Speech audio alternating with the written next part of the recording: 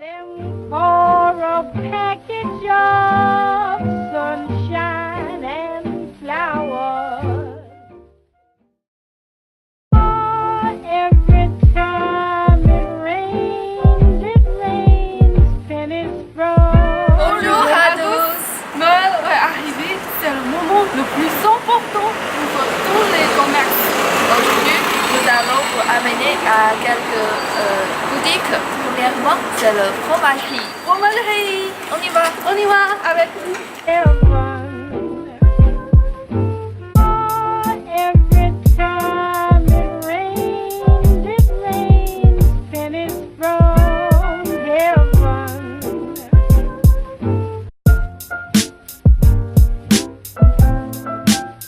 Merci d'accepter notre invitation Je vous en de prie. l'interview. Et alors, je vais vous poser des questions. Mhm. Ok.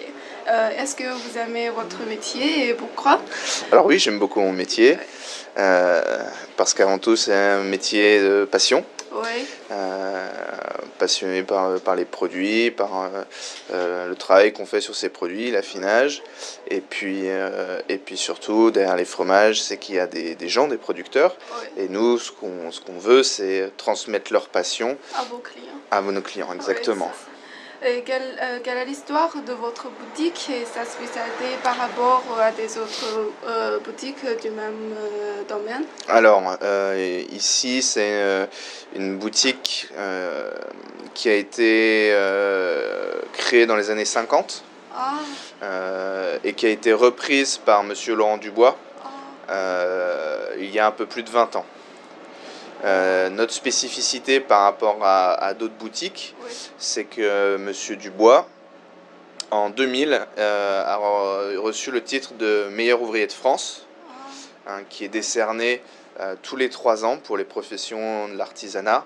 Et donc, il y a très peu de meilleurs ouvriers de France, et spécialement chez les fromagers.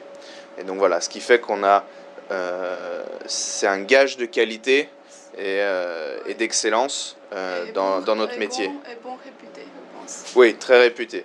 Et puis nous, notre spécificité aussi, c'est qu'on affine énormément de nos produits. On dispose de plusieurs caves, ce qui nous permet de contrôler la qualité des produits et de les amener à un stade de maturation souhaité. Ok.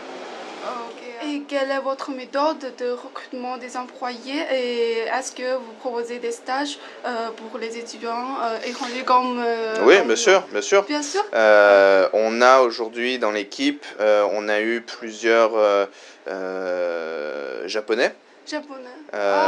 On a eu, oui, beaucoup d'étrangers. On a eu une personne qui venait de Mongolie aussi. Ah, c'est facile On a eu gagner des- un employé ici. Bah, en fait, c'est nous ce qu'on recherche, Ah ouais. c'est pour les gens qui commencent, on sait qu'il n'y a pas d'expérience, mais Ah. c'est des profils intéressants, des gens qui ont envie de s'investir dans ce métier Ah. et de progresser avec nous, des gens qui s'intéressent au milieu du fromage, qui ont envie d'en faire leur métier. C'est avant tout c'est la motivation, le profil des gens, et on a vraiment des gens qui viennent d'horizons très divers. On a eu des personnes qui venaient des États-Unis, d'Israël, Ouais. de Chine, de Ouais. Mongolie, Ouais. du Japon. Voilà, donc on est vraiment ouvert et nous ce qu'on cherche c'est vraiment des profils et des gens passionnés qui vont vraiment s'investir dans Avoir la l'entreprise. Voilà. Et on prend aussi, il y a une formation qui existe en France qui s'appelle CQP, certificat de qualification professionnelle, et qui permet pendant 1 an de suivre une formation en alternance avec l'entreprise. Et c'est ça aussi qu'on fait beaucoup. C'est pour promouvoir et pour former les futurs fromagers dans notre profession. Ok. Et aujourd'hui, beaucoup de commerces vendent aussi les produits sur Internet. Qu'en pensez-vous? Oui, moi je pense que c'est bien. Oui. Maintenant, nous, on est avant tout un commerce de proximité. Et je pense qu'à la fois la clientèle et même les touristes cherchent à avoir le contact avec les fromagers pour justement avoir du conseil. Nous, c'est ça qui va vraiment nous différencier. Et je pense que c'est la tendance actuelle. C'est que bien sûr, Internet, ça marche très bien, le commerce, mais sur un produit comme celui-ci, Ouais. c'est important d'avoir une personne et de pouvoir partager des choses avec elle, de pouvoir se faire conseiller correctement en boutique et puis surtout de voir les produits, même de les goûter puisqu'on propose de la dégustation. Donc ça, c'est des choses qu'on ne peut pas avoir sur Internet. Ok, merci de votre réponse. Je vous en prie.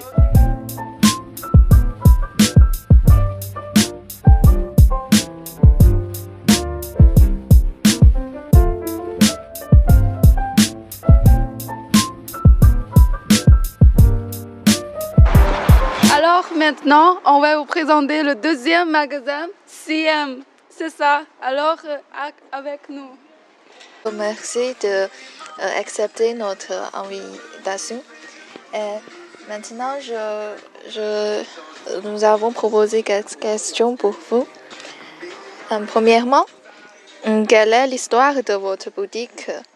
C'est-à-dire que depuis combien de temps avez-vous créé cette boutique et pourquoi?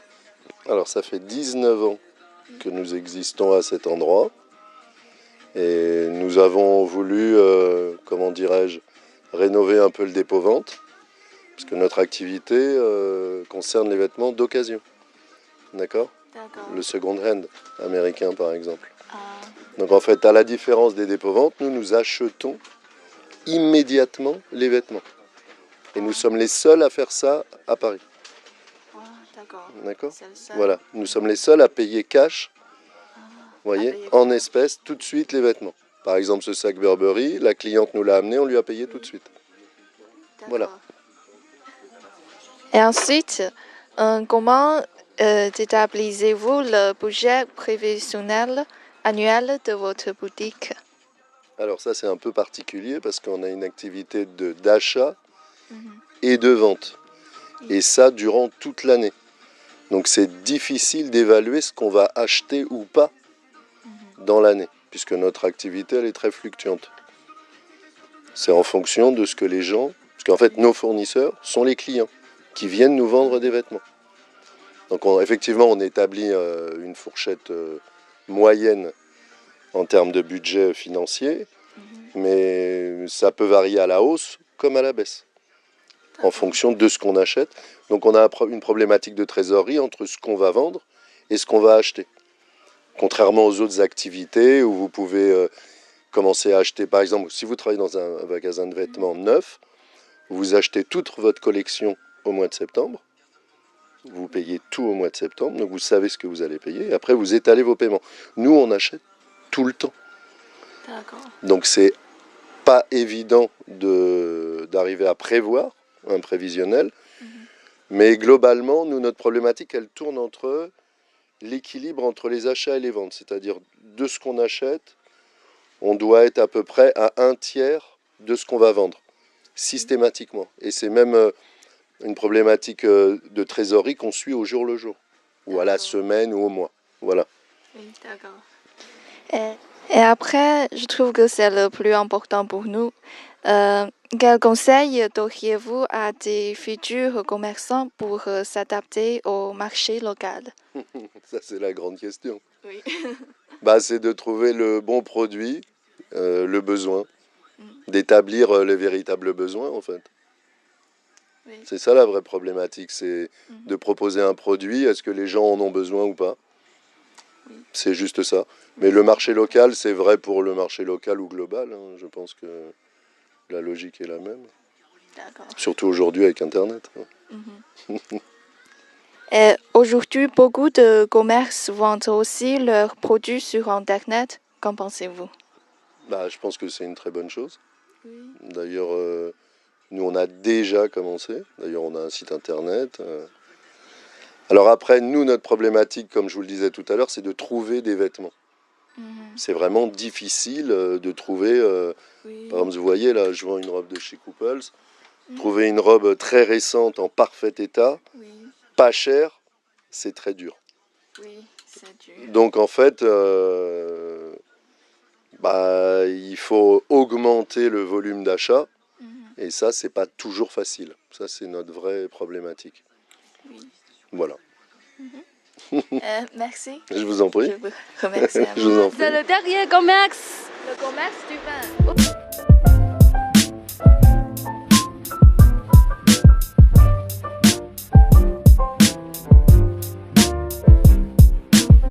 La première question, c'est est-ce que vous aimez votre métier et pourquoi?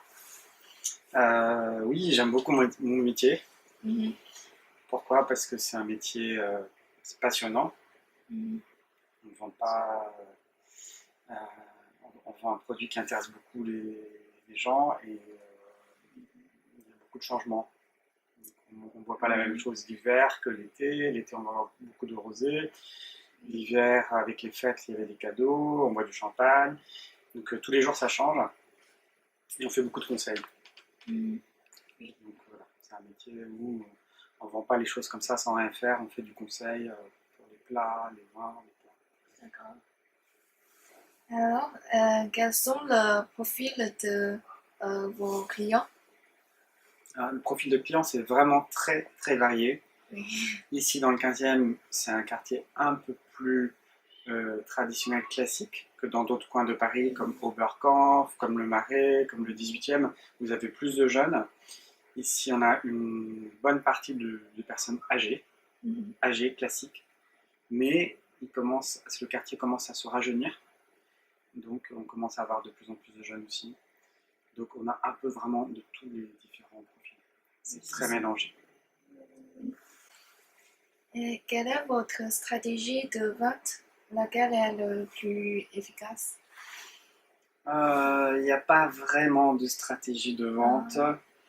On est plutôt là pour répondre à tous les besoins différents des clients. Quelqu'un qui veut une bouteille pour un anniversaire, quelqu'un qui veut un cadeau, quelqu'un qui veut 5 caisses pour un cocktail. Donc, on n'a pas une stratégie vraiment définie, sauf de temps en temps quand même, on met en avant des produits pour aider à la vente. Donc par exemple tous les produits qui sont là, on choisit de mettre ces produits-là parce que c'est ce qu'on veut pousser et vendre un peu parce que ce sont des produits de bonne qualité, de bon rapport qualité-prix. Donc les stratégies sont assez simples. Souvent ces produits on va les remettre en vitrine aussi. Donc ce qu'on veut montrer et mettre en avant, on le met en vitrine et on met avec des commentaires, des choses comme ça. Voilà, ça c'est C'est des promotions? C'est comme des promotions, des fois c'est en promotion. Effectivement, alors les promotions c'est aussi une stratégie. On essaie de faire des promotions régulièrement, pas tout le temps, mais on essaie de faire des promotions. Donc c'est les vitrines, on a des écrans en vitrine, donc on met aussi en avant les produits qu'on veut mettre en avant. Et ce que vous voyez en vitrine, vous allez le retrouver normalement facilement en magasin. Donc c'est plutôt ça. Et quels conseils donneriez-vous à des futurs commerçants pour s'adapter au marché local?